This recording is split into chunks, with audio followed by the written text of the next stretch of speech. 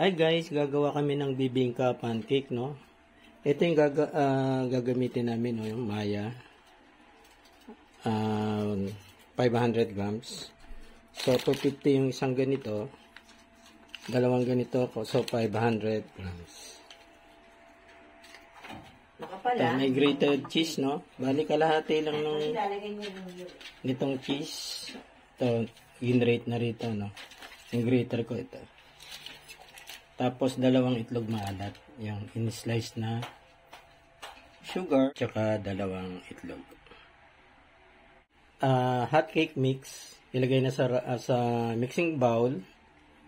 Naglagay ng 4 tablespoons ng cooking oil. Then, water.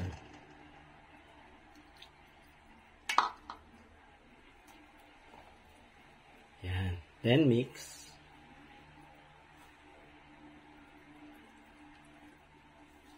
Yung nilagay na water, 3/4 of a cup, yung initial niya.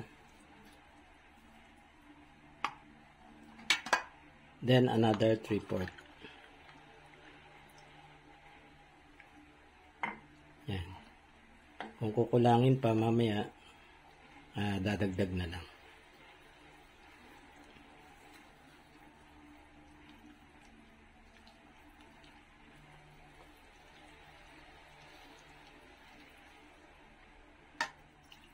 Yan, ubos na.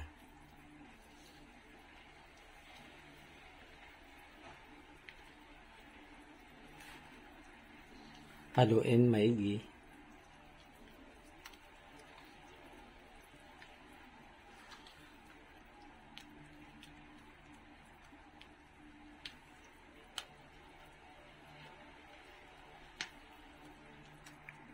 Nag-spread na ng margarine, no? Tapos, yung pancake mix. Medyo kakapalan nyo para ano siya, yung parang mataba.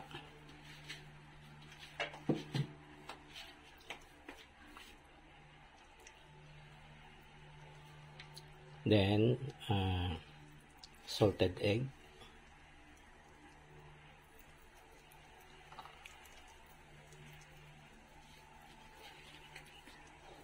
Okay. Takpan. Simmer ng konti. Yan, ita-turn na, no, guys. Yun. Okay. Mapapansin nyo naman yun, nagdidilaw-dilaw na yung gilid, no? Ayan, so simmer muna natin yung kabilang side. Pagkatapos hanguin, dun side ng mga itlog, dun kayo maglalagay ng grated cheese, no? Tsaka yung nyog. Yan, tansyahin nyo na lang dun. Konting sugar. Then, nyog.